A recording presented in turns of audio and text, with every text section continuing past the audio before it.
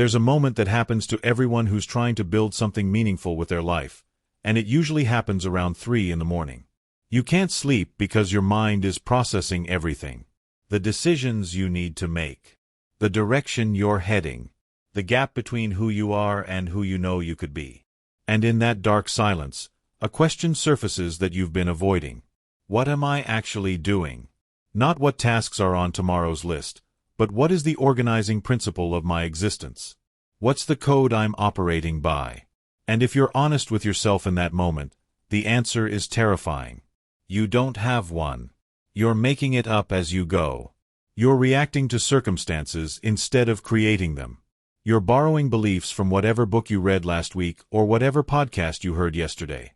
You're running on inherited programming from your parents, your culture, your past experiences, and you've never actually sat down and built your own operating system. You're trying to navigate life without a compass, trying to build a structure without blueprints, trying to fight battles without strategy. And the exhaustion you feel isn't from working too hard. It's from the cognitive load of making every single decision from scratch because you have no foundational principles to make those decisions for you. In 1645, 2 years before his death, Miyamoto Musashi sat alone in Ryagando Cave and wrote 21 rules that would become known as the Dakodo, the path of aloneness. These weren't suggestions or philosophical musings or inspirational thoughts. They were the distilled code of a man who had spent 60 years in mortal combat, who had faced death 61 times and never lost, who had lived through chaos and uncertainty and constant threat, and had emerged with absolute clarity about how to operate in a world that doesn't care about your survival. Each rule was a principle he'd tested in situations where being wrong meant death, where philosophical error translated into physical destruction, where you couldn't afford to operate on borrowed beliefs or untested assumptions because reality would immediately expose any weakness in your thinking. And what makes these rules extraordinary isn't that they're poetic or wise or ancient. It's that they're operational. They're not about how to think better or feel better or be a better person. They're about how to function in reality without your mind destroying you from the inside. How to make decisions when there are no good options. How to maintain clarity when everything around you is chaos. How to build a self that doesn't collapse under pressure. That's what philosophy actually is when it's not dressed up in academic language. It's the code you run on. The invisible architecture that determines every choice you make, every reaction you have, every interpretation you give to what happens to you. You're watching this video because you've been operating without a code and you can feel the cost. You make decisions, then second-guess them for days. You commit to things, then feel resentful about them. You say yes when you mean no. You tolerate situations that are slowly killing you because you don't have a clear principle that tells you when to stay and when to leave. You watch other people who seem to have their lives together, who make decisions quickly, who don't seem tortured by the constant what-if analysis that dominates your mind, and you wonder what they have that you don't. And here's the answer. They have a philosophy. Not necessarily a good one, not necessarily one they chose consciously, but they have an operating system. A set of principles that makes decisions for them. That eliminates whole categories of choices so their mental bandwidth isn't consumed by constant deliberation. You don't have that. You're running on scattered beliefs that contradict each other. You value freedom, but you're terrified of uncertainty.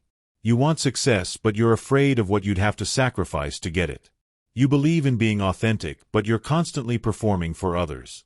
And all of those contradictions create constant internal friction that burns through your energy before you even start your day. What I'm about to share with you isn't Musashi's 21 rules, though we'll reference several of them. What I'm going to show you is how to build your own philosophy, your own code, your own operating system that's tailored to your actual life, not some idealized version you think you should be living. Because here's what most people get wrong about philosophy. They think it's about adopting the right beliefs or following the right teacher or reading the right books. But Musashi didn't build his philosophy by reading other people's ideas. He built it by testing principles against reality until he found the ones that kept him alive and sane. And that's what you need to do. Not copy someone else's code, but forge your own through experience, through failure, through honest examination of what actually works for you versus what you think should work. This isn't going to be comfortable. Building a philosophy requires you to make definitive choices about things you've been avoiding, to take positions that close off certain possibilities, To commit to principles that will occasionally make your life harder in the short term because they protect something more important in the long term. But if you do this work, if you actually build a code and live by it, something extraordinary happens. The constant second-guessing stops. The analysis paralysis dissolves. The mental clutter clears. Because you're no longer making 1,000 individual decisions every day. You're just following your code, and your code makes most of those decisions for you automatically. Before I show you exactly how to build a philosophy that actually functions in your real life, hit that subscribe button right now and turn on the notification bell. Because this isn't motivational content designed to make you feel good for 15 minutes. This is structural work. This is rebuilding your operating system from the ground up. And if you want access to the full system, you need to be part of this community. Smash that like button because the algorithm needs to understand that people want depth, not just surface-level tips. And then drop a comment right now telling me this. What's one decision you keep making over and over that you hate yourself for? Maybe it's saying yes to things you don't want to do. Maybe it's staying in situations that drain you. Maybe it's avoiding difficult conversations. Write it down. Say, I keep making this decision, and finish that sentence. Because that recurring pattern, that decision you keep making that goes against what you know is right for you, that's evidence of a missing or broken principle in your code. Identify it now. Make it conscious. That's the first step. Do it. The first element of a functional philosophy is what Musashi called knowing your nature. And this isn't about self-discovery in some therapeutic sense. It's about brutal honesty regarding what you actually are versus what you wish you were. Most people build their philosophy around an idealized version of themselves. They create principles for the person they think they should be, and then they wonder why they can't follow them. It's like writing code for a machine that doesn't exist. Musashi knew exactly what he was. He was a weapon. He was built for combat, for solitary existence, for absolute self-reliance. He didn't pretend to be a diplomat or a team player or someone who valued harmony over truth. He knew his nature, and he built his entire philosophy around that nature instead of fighting it. And that's what you need to do. You need to identify what you actually are, what you're actually built for, what actually gives you energy versus what drains you, and then build principles that work with that reality instead of against it. Here's what this looks like in practice. Maybe you're an introvert who's built a life that requires constant social performance because you thought that's what success looks like. And you have all these principles about networking and building relationships and being visible, but you're exhausted because those principles are fighting your nature. Or maybe you're naturally competitive, but you've adopted principles about collaboration and consensus because you thought that made you a better person, and now you feel stifled and resentful. Or maybe you're someone who needs structure and routine, but you've built a philosophy around flexibility and spontaneity because you think that's what freedom looks like, and now you're anxious all the time. None of that is wrong in a moral sense. But it's dysfunctional. It's code written for someone else's hardware trying to run on your system. And it's killing your performance and your peace. There's a guy named Steven who spent 15 years miserable because his philosophy didn't match his nature. He was naturally introverted and analytical, someone who did his best work alone in deep focus. But he'd built his entire career philosophy around the idea that leadership meant being visible, charismatic, socially dominant. So he forced himself into that mold. He took every public speaking opportunity. He networked constantly. He built a persona. And he was successful by external measures, but internally he was dying. He'd come home from events physically exhausted, emotionally drained, unable to do the deep work that actually energized him. Then he read about Musashi's approach to knowing your nature, and he realized he'd been fighting himself for over a decade. He wasn't built for charismatic leadership. He was built for strategic leadership. For being the person who thinks deeply, sees patterns, makes precise decisions. So he rebuilt his philosophy. He created a principle that said, I lead through clarity of thought, not force of personality. I build influence through the quality of my decisions, not the volume of my presence. That single shift, that alignment of philosophy with nature, transformed everything. He stopped accepting speaking engagements that drained him. He stopped networking for the sake of networking. He focused on the type of leadership that matched who he actually was. And his impact increased dramatically because he was no longer spending 80% of his energy pretending to be someone else. Here's how you implement this first element. Take out a piece of paper and answer these questions with brutal honesty. When do I feel most energized? Not when do I think I should feel energized, but when do I actually feel most alive? When do I feel most drained? What situations or interactions consistently deplete me even if I think they shouldn't? What am I naturally good at without trying? What do other people come to me for? What values do I actually live by, not what values do I say I live by? Look at your calendar, your spending, your time. Those reveal your real values. And finally, what would I do with my life if I knew nobody would judge me for it? Write all of that down. Then look at the gap between what you actually are and what your current life requires you to be. That gap is where you need to rebuild your philosophy. You need principles that work with your nature, not against it. The second element is what Musashi called accepting that which cannot be changed. And this is where most modern philosophy fails completely. Because modern thinking is all about growth and potential and becoming and changing. And all of that has value. But what it misses is that there are certain realities that will never change no matter how much you grow or work or develop. And if your philosophy doesn't account for those unchangeable realities, if it's built on the assumption that everything is malleable, you're going to waste enormous amounts of energy fighting battles you can't win. Musashi accepted early in his life that death was inevitable, that opponents would seek to kill him, that the world was violent and uncertain and indifferent to his survival. He didn't waste any energy wishing those things were different or being angry about them or trying to change them. He simply built his philosophy around those unchangeable facts. And that acceptance gave him power. Because while everyone else was fighting reality, he was working with it. Here's what this looks like in your life. There are things about your situation that aren't going to change. Maybe you have chronic health issues that will always require management. Maybe you have family obligations that will always take time and energy. Maybe you work in an industry that has certain unchangeable constraints. Maybe you have personality traits that are part of your fundamental wiring. And you probably spend a lot of mental energy wishing those things were different, being frustrated that they exist, or trying strategies to make them not true anymore. All of that is wasted energy. Because those things are bedrock reality. They're not going away. And if your philosophy doesn't account for them, if it's built on the assumption that eventually those things will change, you're going to be perpetually disappointed. Acceptance isn't pessimism. It's realism.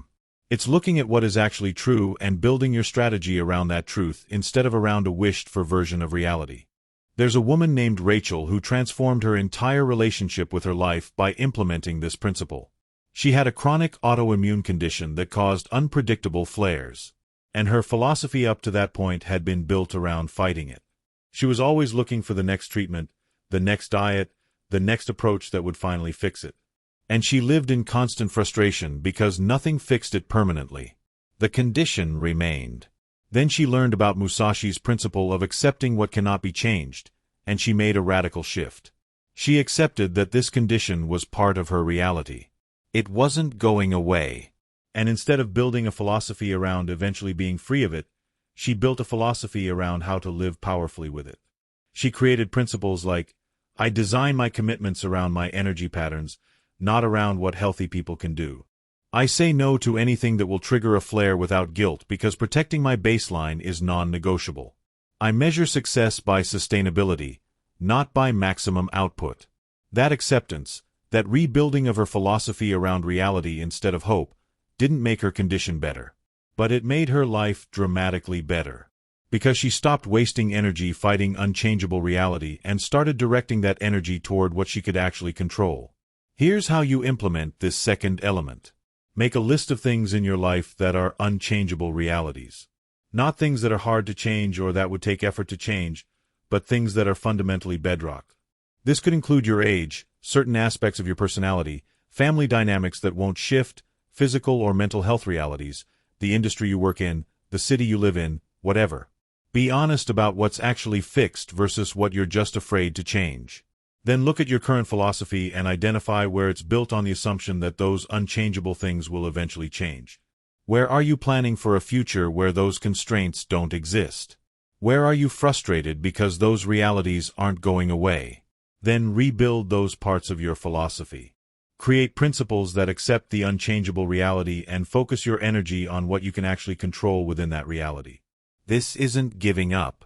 This is redirecting your power from futile battles to winnable ones. Right here, I need to pause and check something with you. Because I know thousands of people are watching this video, but I don't know if you're actually building a philosophy or if you're just consuming interesting ideas. And the difference is everything. Consuming ideas feels productive but changes nothing. Building a philosophy is uncomfortable but changes everything. So scroll down to the comments right now and write this. The unchangeable reality I need to accept is, and then finish that sentence with total honesty. Maybe it's a health condition. Maybe it's your personality type. Maybe it's a family situation. Maybe it's your age or your starting point or constraints that won't disappear. Write it down. Make it public. Because naming what you've been fighting is the first step to accepting it. And accepting it is the first step to building a philosophy that actually works instead of one that requires reality to be different than it is. Do it now. I'll wait. The third element is what Musashi called separating yourself from attachment. And before you think this is some Zen philosophy about letting go and being peaceful, understand what Musashi actually meant. He didn't mean don't care about anything. He meant don't let your well-being depend on things you don't control. Don't build your identity around achievements that can be taken away. Don't make your peace contingent on outcomes that are uncertain. Because attachment in this sense isn't love or care or investment. Attachment is when your internal state is held hostage by external circumstances. When you need something outside yourself to stay a certain way in order for you to be okay. That's a catastrophic weakness in your philosophy. Because external circumstances change constantly, and if your well-being requires them to stay stable, you will never have peace.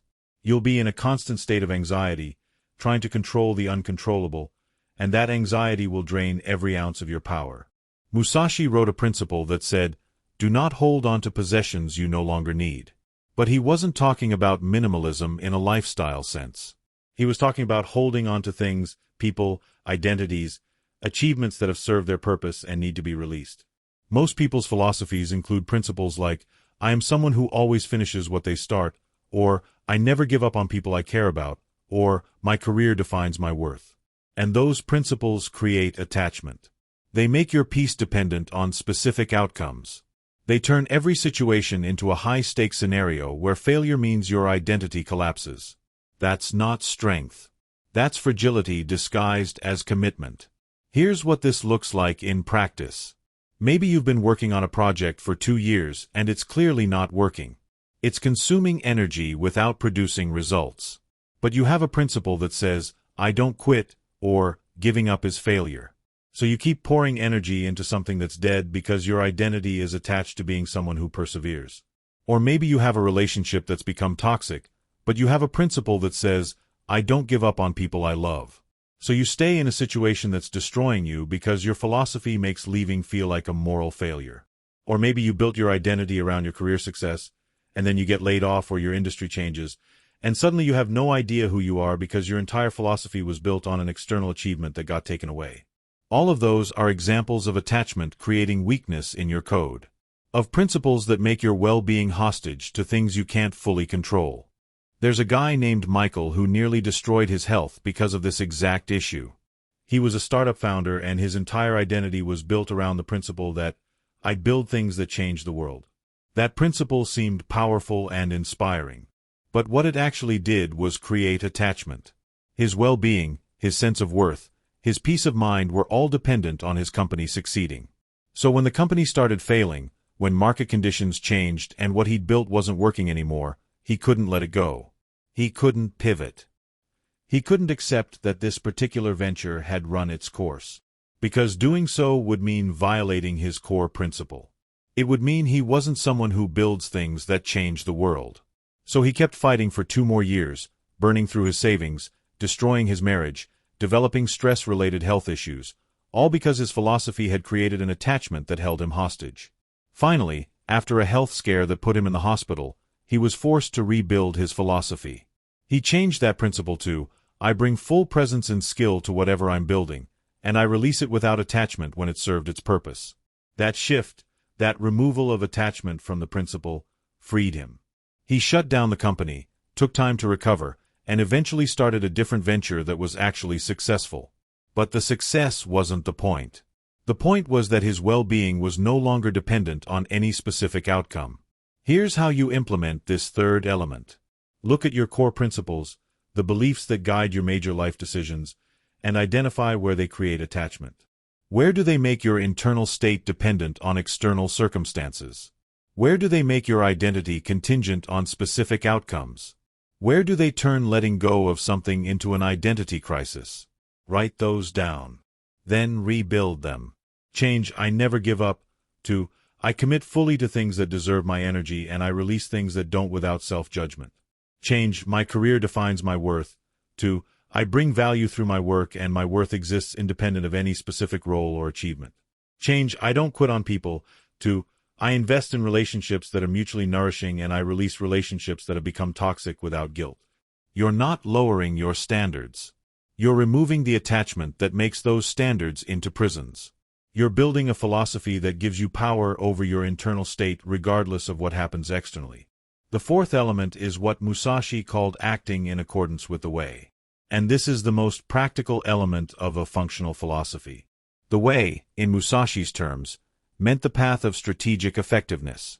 It meant doing what actually works instead of what feels good, what looks impressive, or what other people say you should do. Your philosophy needs to include principles about effectiveness, about getting real results in the real world. Because a philosophy that makes you feel virtuous but doesn't help you navigate actual challenges is just spiritual entertainment. It's not operational. Musashi's entire code was built around one question. Does this principle help me win? Not win in some abstract moral sense, but win in the concrete sense of achieving objectives, surviving threats, and moving toward goals. And if a principle didn't contribute to winning, if it was just there to make him feel good about himself or to impress others, he cut it. That ruthless focus on effectiveness is what made his philosophy powerful instead of just pretty. Here's where most people's philosophies fail. They're full of principles that sound good but don't actually help you make decisions or take action. Things like be your best self, or live authentically, or follow your passion. Those aren't principles. Those are vague aspirations that don't tell you what to do when you're facing a difficult choice or a complex situation. Your philosophy needs to include concrete principles about how you make decisions, how you prioritize, how you handle conflict, how you manage energy, how you respond to failure. Principles that are specific enough to actually guide action. Musashi had principles like, do not let yourself be sidetracked by inconsequential matters. That's operational. That's a rule he could apply when facing a choice between two actions. He could ask, is this inconsequential? And if yes, don't spend energy on it. Or, never depart from the way. Meaning, never violate your strategic principles even when emotion or social pressure pushes you to. That's functional. It tells you what to do in moments of uncertainty. There's a woman named Lisa who rebuilt her entire business by implementing this element.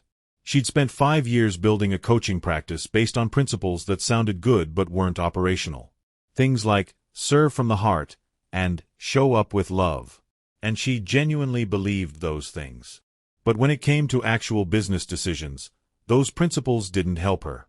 She didn't know how to price her services, didn't know which clients to accept, didn't know how to handle difficult situations, because her principles were too vague to apply.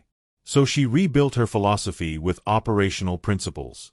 Things like, I only work with clients who are ready to take action, not those who want to stay in discussion.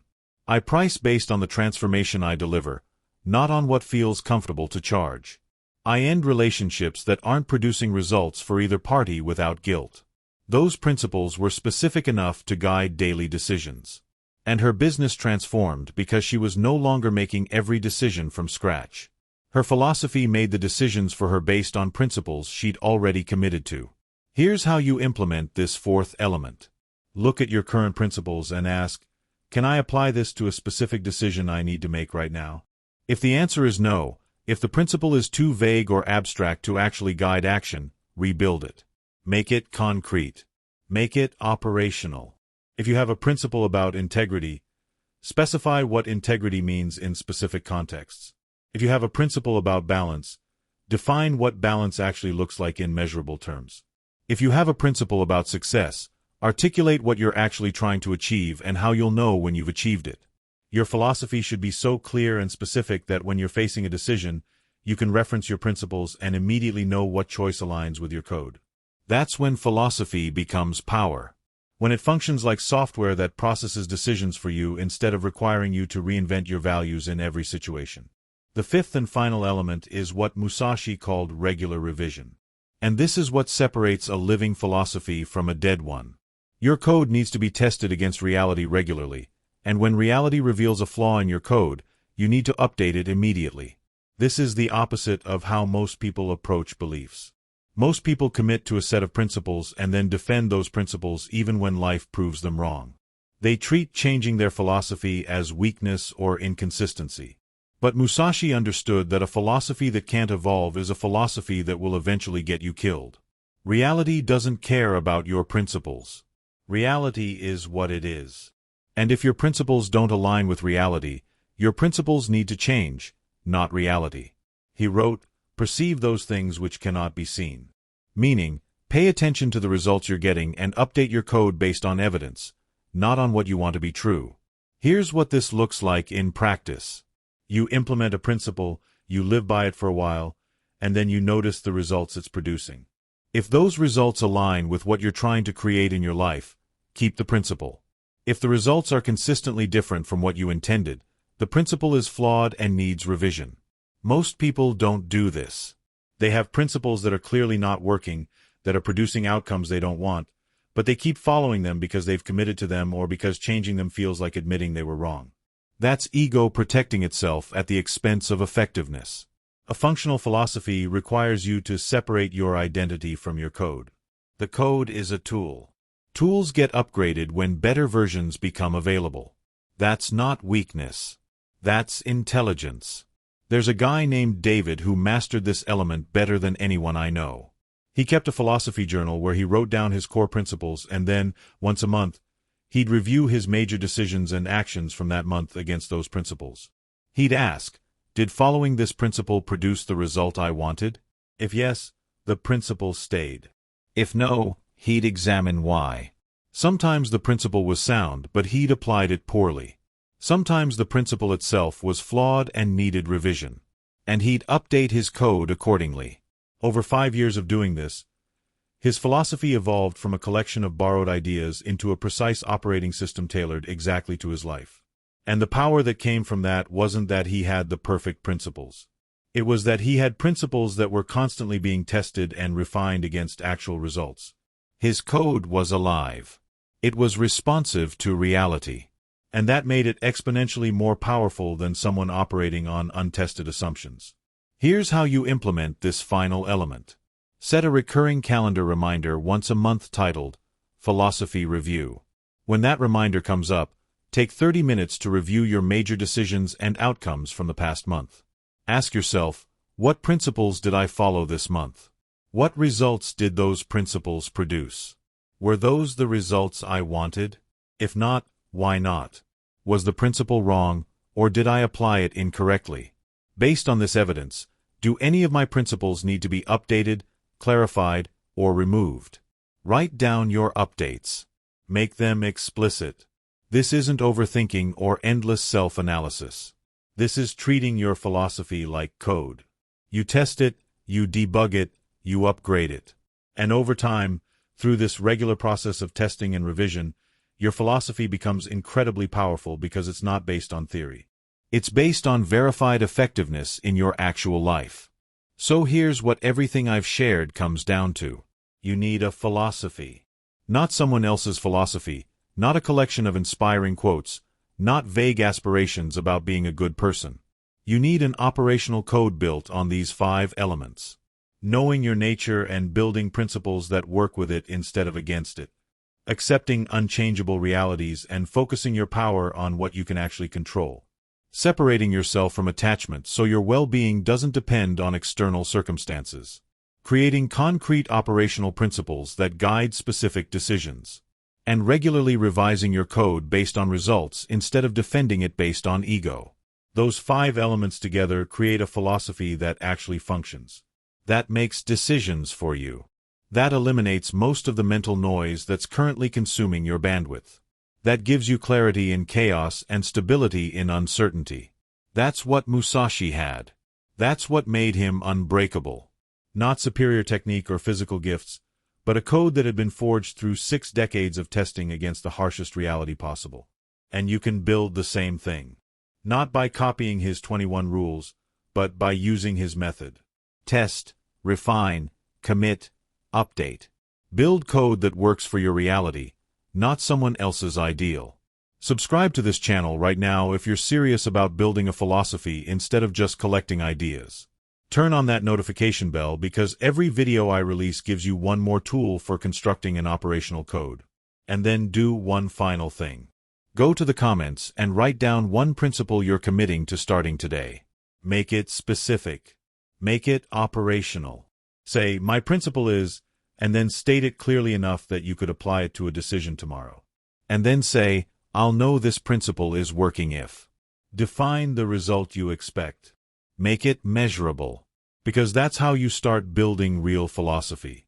Not through abstract thinking, but through concrete commitment that gets tested against reality. Do it now. Write your principle. Commit to it publicly. And then live by it for 30 days and see what happens. That's the work. That's how you forge a code that makes you unbreakable. I'll see you in the next video. Now go build your philosophy.